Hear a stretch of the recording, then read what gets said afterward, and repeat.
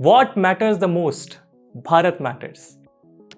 जय हिंद एवरीवन, मेरा नाम है आदर्श गुप्ता और स्वागत है आपका भारत मैटर्स में। दोस्तों, free Tibet present day geopolitics के सबसे कंट्रोवर्शियल मुद्दों में से एक है। तिब्बत के रिप्रेजेंटेटिव पिछले कुछ दशकों से समय समय पर एक फ्री तिब्बत की डिमांड करते आए हैं। इंडिया में शरण लिए सेकेंड जनरेशन तिब्बतन रिफ्यूजीज आज भी इस चीज को लेकर ऑप्टिमिस्टिक हैं कि वो अपने लाइफ टाइम में फ्री तिब्बत के अपने सपने को साकार होते देख पाएंगे। लेकिन चाइना की यूनिलेटरल कॉन्क्वेस्ट और एक्सपेंशनिस्ट पॉलिसी के चलते इस डिमांड को हमेशा क्रश किया जाता रहा है। तिब्बत वो प्लेटू है जो इंडिया और चाइना को ज्योग्राफिकली साथ लेकर आता है। जैसा कि हम जानते हैं, 1950 से पहले इंडिया और चाइना के बीच कोई लैंड बॉर्डर नहीं था, लेकिन तिब्बत के एक्सपेंशन के बाद India Tibet border India China border में तब्दील हो गया। लेकिन तिब्बत ही वो प्लेटू है जो इंडिया और चाइना को कोसों दूर लेकर जाता था। यानी तिब्बत ही इन दोनों देशों के बीच का सबसे बड़ा कंटेंडिंग इशू भी है। चाइना जिस चीज को लेकर यहाँ सबसे ज्यादा फ्यूरियस रहता है वो है इंडिया का तिब्बतन लीडर दलाई लामा को अपने यहाँ पनाह देना। 1959 से लेकर आज तक वो हिमाचल प्रदेश के धर्मशाला में एग्जाइल में तिब्बतन गवर्नमेंट को रन करते हैं। चाइना उनको एक सेपरेटिस्ट और वुल्फ इन मंक्स क्लोथ कहकर पुकारता है। दलाई लामा को अपने यहाँ जगह देकर या उनको उनके बर्थडे पर विश करके इंडिया इस तिब्बत कार्ड को एक डिफेंसिव पोस्चर की तरह प्रोजेक्ट करता आया है। लेकिन इस मुद्दे से जुड़े हुए कई एक्सपर्ट आज इंडिया को यहाँ एक स्ट्रॉन्ग ऑफेंसिव एक्शन लेने के लिए पुश करते हैं। इसमें कोई दो राय नहीं है कि तिब्बत एशिया का स्ट्रेटेजिक पावर हाउस है, एक नेचुरल रिसोर्स सेंट्रिक व्यू से भी और अपनी ज्योग्राफी की जियो स्ट्रेटेजिक इंपॉर्टेंस के बदौलत भी। इसीलिए इसकी स्ट्रेटेजिक स्टेटस वर्ल्ड जियोपॉलिटिक्स में एक अहम रोल निभाता है। इंडिया के सिक्योरिटी के लिहाज से देखें तो Tibetan lands act Chinese influence के आगे एक बफर का काम करते हैं। ये इंडिया को एक इंपॉर्टेंट नेशनल सिक्योरिटी बैरियर, एक इकोलॉजिकल सिक्योरिटी बैरियर और साउथ एशिया की बायोडाइवर्सिटी और वाटर रिसोर्स के एक इंपॉर्टेंट रिजर्वायर का काम करता है। इसीलिए इस अप्रोच के प्रोपोनेंट्स कहते हैं कि वो समय अब आ चुका है जब इंडिया को इस कार्ड को प्रोहिबिटिवली यूज करने की जरूरत है। कई एक्सपर्ट्स कहते हैं कि इंडिया को तिब्बतन्स के एक फ्री नेशन के राइट को सपोर्ट करना चाहिए, उनकी गवर्नमेंट को पॉलिटिकली रिकॉग्नाइज करना चाहिए, जबकि कई दूसरे एक्सपर्ट्स मानते हैं कि एक फ्री तिब्बत ही इंडिया चाइना के मेजर डिस्प्यूट्स का रामबाण इलाज है। पर क्या सच में ऐसा मुमकिन है और भारत को ऐसे कौन से स्टेप्स लेने होंगे जिससे ये हिस्टोरिक ट्रांजिशन मुमकिन हो पाया? क्या इंडिया और चाइना के बीच एक फ्री तिब्बत एग्जिस्ट कर सकता है? क्या चाइना इस सोच को कभी भी हकीकत में तब्दील होने देगा? और यदि ऐसा हो पाता है तो क्या इससे इंडिया और चाइना के रिलेशंस में सुधार हो पाएगा? दोस्तों, आज के इस वीडियो में हम आपके साथ इन सभी क्रिटिकल मुद्दों को डिस्कस करेंगे। दोस्तों, यूपीएससी की तैयारी करने के लिए आपको बहुत सारे ऑनलाइन बैचेस मिलेंगे, पर आखिरकार क्यों स्टडी IQ का UPSC prelims to interview live batch उसमें से बेस्ट है? दोस्तों, इन बैचेस में आपको 1000+ आवर्स का लाइव कंटेंट डिलीवर किया जाएगा। आपकी तैयारी को पिन पॉइंट फोकस रखने के लिए क्रिस्प नोट्स दिए जाएंगे। किसी भी समय आपके डाउट्स को क्लियर करने के लिए 1-to-1 मेंटोरशिप का फीचर भी आपके पास रहेगा।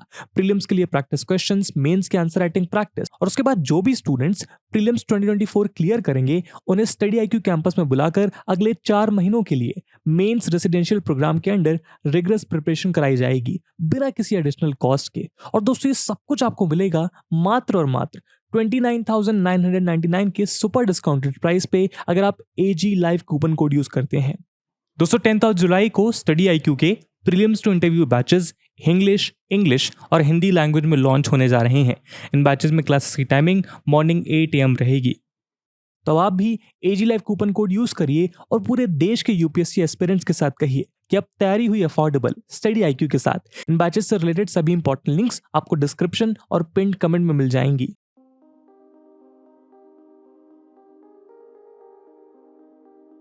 दोस्तों, आइए सबसे पहले आपको इतिहास के उस दौर में लेकर चलते हैं जब तिब्बत सही मायनों में एक इंडिपेंडेंट स्टेट हुआ करता था।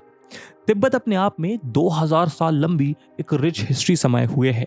तिब्बत के सोवरेन स्टेटस को एनालाइज करने का सबसे अहम रेफरेंस पॉइंट तिब्बत की इंपीरियल एज में मिलता है, जब पूरा तिब्बत एक सिंगल इंपीरियल रूलर के अंडर पहली बार एक यूनाइटेड एंटिटी के रूप में एग्जिस्ट कर रहा था। उस दौर में एक इंडिपेंडेंट स्टेट के रूप में तिब्बत की एग्जिस्टेंस अनडिस्प्यूटेड थी। यहाँ तक कि चाइना के खुद के हिस्टोरिकल रिकॉर्ड्स हमें ये बताते हैं कि उस दौर में चाइना और तिब्बत के बीच जो ट्रीटीज हुई उनमें तिब्बत को एक स्ट्रॉन्ग स्टेट का दर्जा दिया गया था, जिसके चलते चाइना को मजबूरन इक्वालिटी के साथ डील करना पड़ा। आपको बता दें कि इंपीरियल चाइना में एक लंबा दौर ऐसा था जब चाइना खुद को मिडिल किंगडम की तरह प्रोक्लेम करता था। चाइना खुद को वर्ल्ड के सेंटर में रखता और अपने आसपास के छोटे छोटे किंगडम्स को अपनी ट्रिब्यूटरीज की तरह ट्रीट करता था। लेकिन तिब्बत के केस में यह हायरार्की नहीं दिखी। उधर लगभग 3rd सेंचुरी बीसी में मौर्यन एम्पायर एक के बाद एक ब्लडी बैटल्स को फेस कर रहा था। मानवता को इस कदर छलनी होता देख सम्राट अशोक ने न केवल खुद को बुद्धिज्म में कन्वर्ट किया, बल्कि उन्होंने इंडियन सबकॉन्टिनेंट में बुद्धिज्म को एक्टिवली स्प्रेड करना शुरू कर दिया। उस दौर में ये केवल इंडिया में ही नहीं बल्कि Ceylon, Burma, Nepal, central Asia, China और जापान तक फैल गया। समय के साथ साथ बुद्धिज्म का इन्फ्लुएंस बढ़ता चला गया। 9th सेंचुरी एडी तक आते आते ये तिब्बत में उनके कल्चर की एक कोर वैल्यू के तौर पर अपना लिया गया। 10th सेंचुरी तक तिब्बत अपने आप में चाइना के ऊपर कोई थ्रेट पोज नहीं कर रहा था। तिब्बत की इंपीरियल एज के लास्ट किंग ने चाइना के साथ 9th सेंचुरी एडी में एक पीस ट्रीटी साइन की और दोनों ने अपनी टेरिटरी में बुद्धिज्म का बढ़ चढ़ कर प्रमोशन किया। यहीं से एक मार्शल रेस टॉलरेंस और मेडिटेशन के कल्चर को अपनाने लगी। हिस्टोरियंस के मुताबिक इस पॉइंट के बाद तिब्बतन फॉरेन इन्वेजन्स के प्रति काफी वल्नरेबल हो गया। टॉलरेंस और नॉन वायलेंस के इस कल्चर के चलते तिब्बतन एम्पायर कोलैप्स होने लगा और तिब्बत छोटे छोटे फ्यूडिंग किंगडम्स में टूटने लगा।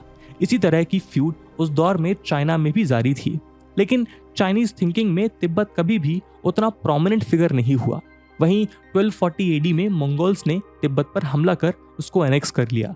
अब यहाँ गौर करें तो इंटरनेशनल लॉ हमेशा से स्टेट के इंडिपेंडेंस को प्रोटेक्ट करता आया है, इसलिए इस लॉ में स्टेटहुड के कंटिन्यूएशन को प्रिज्यूम किया जाता है।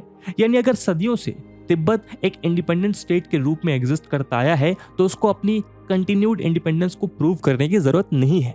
यदि कोई फॉरेन स्टेट उस पर अपने सोवरेन राइट्स क्लेम करने लगे तो ये जिम्मेदारी उस फॉरेन स्टेट की है कि वो ये प्रूव करे कि इतिहास के किस मोड़ पर और किन लीगल मीन्स के जरिए उसने उस इंडिपेंडेंट नेशन पर सोवरेन राइट हासिल किए हैं। यहाँ प्रेजेंट में चाइना तिब्बत के ऊपर जो क्लेम करता है वो उस अथॉरिटी के बेसिस पर करता है कि जो मंगोल और मंचू एम्परर्स 13th और 18th सेंचुरी में तिब्बत के ऊपर एक्सरसाइज किया करते थे।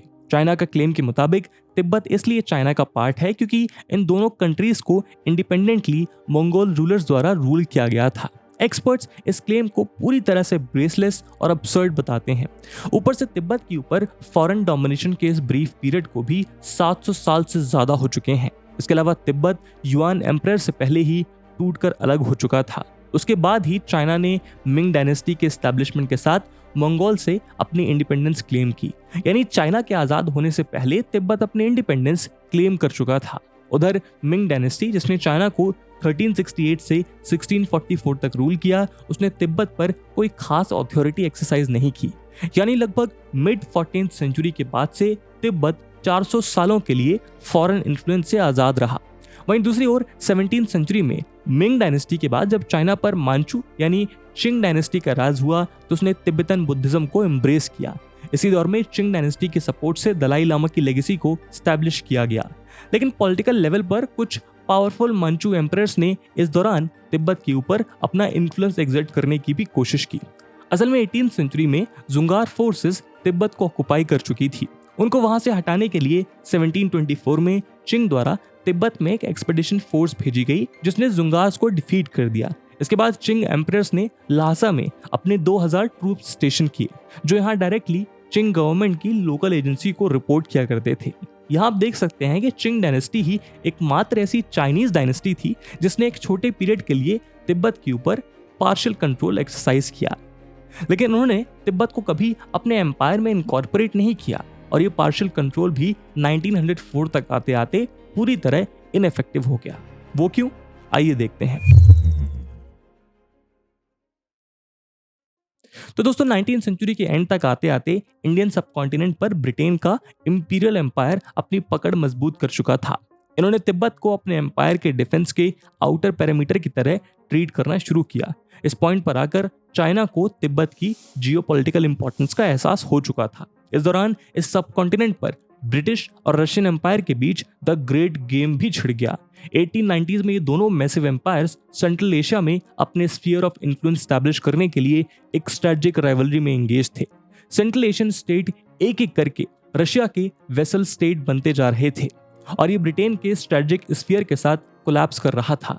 जैसे ही सेंट्रल एशिया रशियन जार के कब्जे में पहुंचा, ग्रेट गेम ईस्टवर्ड यानी चाइना, मंगोलिया और तिब्बत की ओर शिफ्ट होने लगा। इसी के चलते 1904 में ब्रिटिश आर्मी ने ल्हासा को इन्वेड कर दिया। बहुत से हिस्टोरिकल फैक्ट ऑन रिकॉर्ड ये बताते हैं ब्रिटिश आर्मी को तिब्बत में रशियन इन्फ्लुएंस का कोई एविडेंस नहीं मिला। लेकिन तिब्बत के इस ब्रिटिश इन्वेजन का सबसे ज्यादा इम्पैक्ट मंचूरिया चाइना में फील किया गया। चाइना के लंबे इतिहास में मंगोलिया और मंचूरिया के प्लेन से आने वाले नोमैड्स ने चाइना की इंपीरियल डायनेस्टीज को कई बार चैलेंज किया। कई बार इन्होंने चाइना के इंपीरियल थ्रोन को हटाकर खुद की डायनेस्टीज को भी स्टैब्लिश किया। 19वीं शताब्दी में चाइना को 7 समंदर पार से आई यूरोपियन कॉलोनियल पावर्स और साथ ही अपने ही पड़ोस में एक इंपीरियल और एक्सपेंशनिस्ट जापान को फेस करना पड़ा। यानी चाइना को कभी मंगोलियन प्लेन्स तो कभी ईस्टर्न कोस्टलाइन से इन्वेजन का शिकार होना पड़ रहा था। ऐसे में वो तिब्बत को एक इफेक्टिव बफर और उसके सिक्योर बैकयार्ड के रूप में देखने लगा। इसके अलावा ब्रिटिशर्स ने जब इस बफर को ब्रीच किया तब चाइना को भी इस ग्रेट गेम का अंदाजा हुआ। इसके बाद चाइना को तिब्बत की स्ट्रेटेजिक डेप्थ का एहसास हुआ। चाइना को रियलाइज हुआ कि वेस्ट से आने वाले किसी भी अटैक को काउंटर करने के लिए तिब्बत बेहद जरूरी है। चाइना इस बात को लेकर भी कन्विंस था कि ब्रिटिशर्स भी तिब्बत का इस्तेमाल करके चाइना को इन्वेड कर सकते हैं। ऐसे में चाइना के पास इसको रोकने का एक ही तरीका है और वो था तिब्बत के ऊपर चाइना का कंट्रोल। उधर तिब्बतन गवर्नमेंट के साथ अपने डिप्लोमेटिक कनेक्शन स्टैब्लिश ना कर पाने और रशिया के साथ तिब्बत की एलिज्ड लिंकेजेस के कारण 1903 से 4 में ब्रिटिशर्स ने एक कॉलोनल फ्रांसिस यंग हस्बैंड द्वारा लेड एक्सपीडिशन ल्हासा भेजा। उसके थ्रू उन्होंने तिब्बत के साथ एक ट्रेडिंग एग्रीमेंट इन्फोर्स किया और उनको रशिया के साथ डिप्लोमेटिक लिंकेजेस स्टैब्लिश करने से प्रिवेंट किया। इसके रिस्पॉन्स में चिंग फॉरेन मिनिस्ट्री ने तिब्बत के ऊपर चाइना की सोवर्निटी प्रोक्लेम की। ये पहली बार था जब चाइना ने तिब्बत के ऊपर अपना क्लेम दुनिया के आगे प्रोक्लेम किया।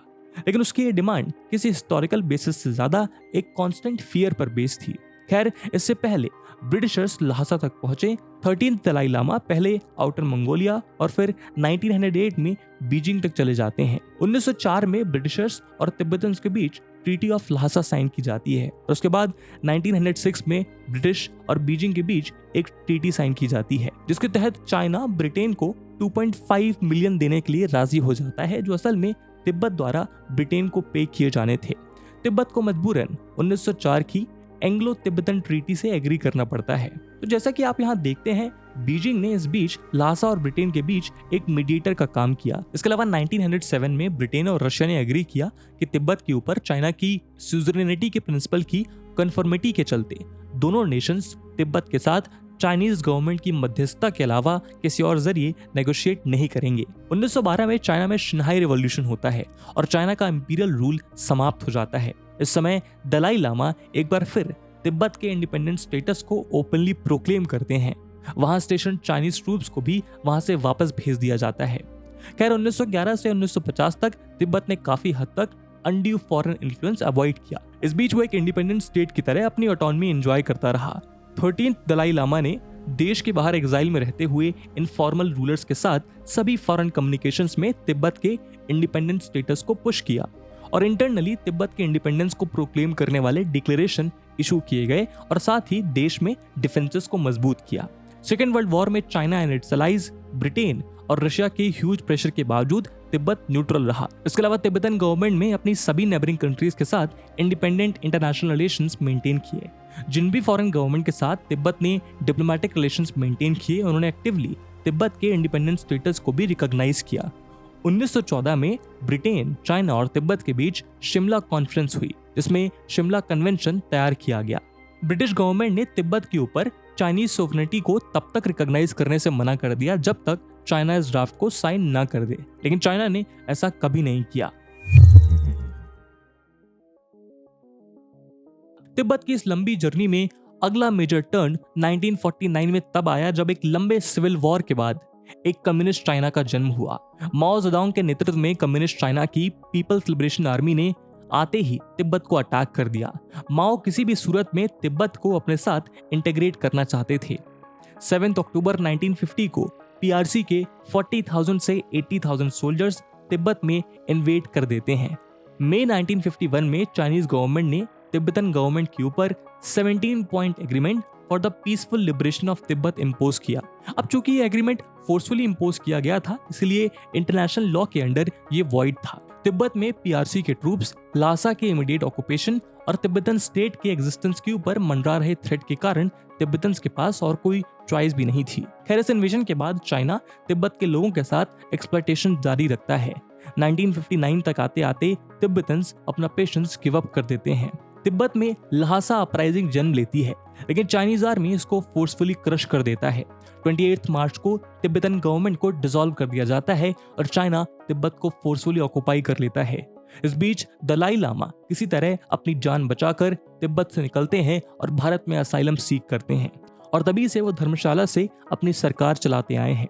यहाँ एक्सपर्ट्स के मुताबिक लीगल स्टैंड पॉइंट से देखा जाए तो तिब्बत ने आज भी अपना स्टेटहुड लूज नहीं किया। यह आज भी लीगल ऑक्युपेशन के अंडर एक इंडिपेंडेंट स्टेट कहलाया जा सकता है। यदि हम लास्ट 2000 सालों को बेस ईयर की तरह ट्रीट करें तो तिब्बत 1300 से ज्यादा सालों से एक इंडिपेंडेंट स्टेट के रूप में एग्जिस्ट करता आया है। इस बीच एक ब्रीफ पीरियड के दौरान जब चाइना की चिंग डायनेस्टी ने तिब्बत पर रूल किया तो वो भी एक फोर्सफुल कंट्रोल यानी स्यूजरेनिटी के जरिए मुमकिन हुआ। तिब्बत की सोवरेनिटी पर अभी भी कोई आंच नहीं आई है, इसीलिए कई एक्सपर्ट्स मानते हैं कि तिब्बत की इस हिस्ट्री को रिविजिट कर इस मुद्दे को फिर से एनालाइज किया जाना चाहिए। दुनिया भर के देशों को इस गोल की ओर स्ट्रॉन्ग इनिशिएटिव अडॉप्ट करना चाहिए। इंडिया की ओर से एक एम्पावर्ड स्टेप इस डायरेक्शन में एक स्ट्रॉन्ग बिगनिंग प्रूव हो सकती है।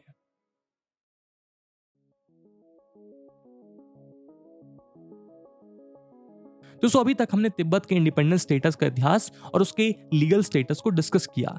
इतना सब जानने के बाद हमारे सामने सवाल ये उठता है कि आखिर इंडिया आज तिब्बत को चाइना के इलीगल कॉन्क्वेस्ट से आजाद कराने में कैसे मदद कर सकता है। समय समय पर इंडिया के स्ट्रेटेजिक सर्कल्स में तिब्बत के इंडिपेंडेंस स्टेटस को रिकॉग्नाइज करने की बात की गई है। आपको जानकर हैरानी होगी कि पीएम लाल बहादुर शास्त्री ने 1965 में तिब्बतन गवर्नमेंट इन एग्जाइल को ऑफिशियली रिकॉग्नाइज करने की बात कही थी, लेकिन इससे पहले कि ऐसा कुछ हो पाता शास्त्री जी इस दुनिया से चल बसे। खैर, इसी तरह एक सीनियर आर्मी ऑफिशियल ने भी तिब्बत की स्ट्रेटेजिक इंपॉर्टेंस पर जोर देते हुए कहा है कि इंडिया को चाइना के क्लेम्स की लेजिटिमेसी को क्वेश्चन करना चाहिए। इसी बात को स्ट्रेस करते हुए इंडिया के फॉर्मर रॉ चीफ कहते हैं कि अगर इंडिया अपनी तिब्बत पॉलिसी का फ्रेश असेसमेंट करता है तो ये चाइना में एक सीरियस टर्बुलेंस ला सकता है और इंडिया चाइना को इसी चीज का रियलाइजेशन कराकर चाइना के साथ एक बेटर पोजीशन के साथ नेगोशिएट कर सकता है।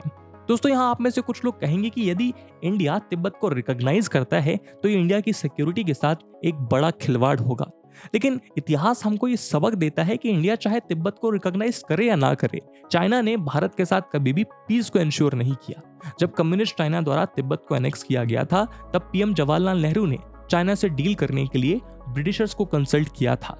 तब उनको ये सजेस्ट किया गया कि इंडिया तिब्बत के लिए जो कर सकता है उसको वो सब करना चाहिए, लेकिन ध्यान रहे कि वो तिब्बत को ना तो कोई मिलिट्री असिस्टेंस दे और ना ही तिब्बतन इंडिपेंडेंस को रिकॉग्नाइज करने की कोशिश करे। वो जानते थे कि तिब्बत खुद से चाइना के अगेंस्ट एक नॉमिनल रेजिस्टेंस से ज्यादा कुछ नहीं कर सकता।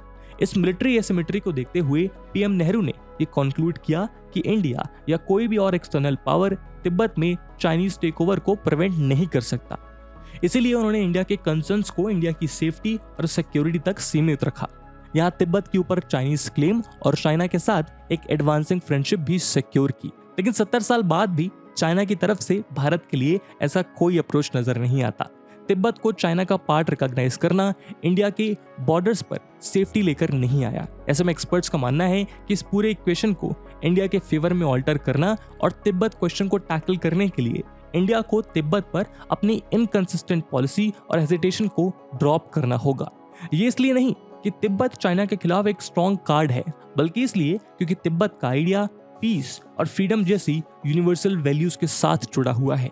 इन वैल्यूज के प्रति भारत का कमिटमेंट उसकी सबसे बड़ी सॉफ्ट पावर है। इंडिया सदियों से इन वैल्यूज को इंटरनेशनल प्लेटफॉर्म पर प्रमोट करता आया है। ऐसे में तिब्बत के सपोर्ट में इन वैल्यूज को प्रमोट करना चाइना के एग्रेशन को कंटेन करने के लिए बहुत जरूरी है।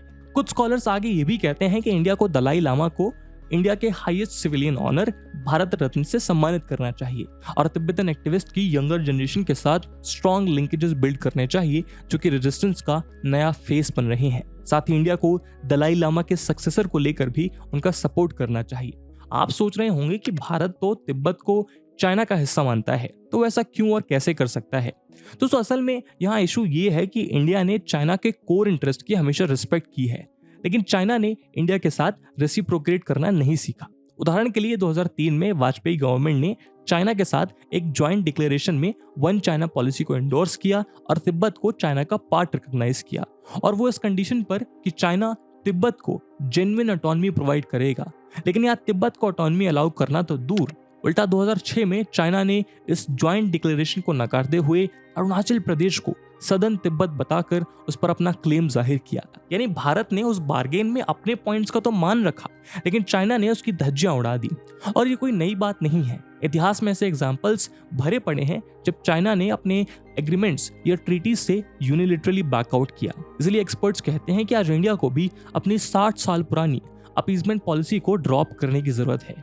अगर आज इंडिया ऐसा करता है तो इसमें कोई दो राय नहीं है कि चाइना इस पर बहुत स्टिफ रिएक्शन देगा।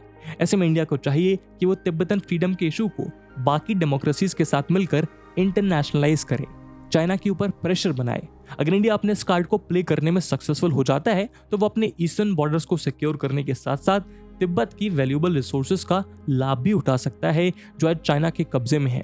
इसमें पहला है वाटर रिसोर्स। जैसा कि हम पहले भी डिटेल में डिस्कस कर चुके हैं कि तिब्बत को एशिया का वाटर टावर कहा जाता है। यहाँ से ओरिजिनेट होने वाली रिवर्स इंडियन सबकॉन्टिनेंट की लाइफलाइन है। इसके अलावा तिब्बत के पास कॉपर और लिथियम जैसे कई क्रिटिकल मिनरल्स के रिजर्व भी हैं। साथ ही तिब्बत दुनिया का हाईएस्ट प्लेटू है, तो उसको चाइना पर स्पाइंग और स्ट्रेटेजिक प्रेशर बनाने के लिए भी यूज किया जा सकता है, जो फिलहाल चाइना इंडिया के ऊपर करने के लिए करता है। तो दोस्तों अगर भारत इस कार्ड को इफेक्टिवली प्ले कर पाता है तो इंडिया अपने स्ट्रेटेजिक इंटरेस्ट के साथ साथ तिब्बत के साथ इन सभी एरियाज में कोलैबोरेशन के म्यूचुअल बेनिफिट्स एंजॉय कर सकता है। और इसी उम्मीद के साथ आज के वीडियो को हम यहीं विराम देते हैं। इस पूरे मुद्दे पे आपका क्या ओपिनियन है कमेंट सेक्शन में जरूर बताइएगा। आज के लिए इतना ही। आई होप आपको वीडियो पसंद आई होगी, और अगर पसंद आई है तो अपने दोस्तों के साथ शेयर करना मत भूलिएगा। हम मिलते हैं अगले वीडियो में, तब तक के लिए जय हिंद, जय भारत।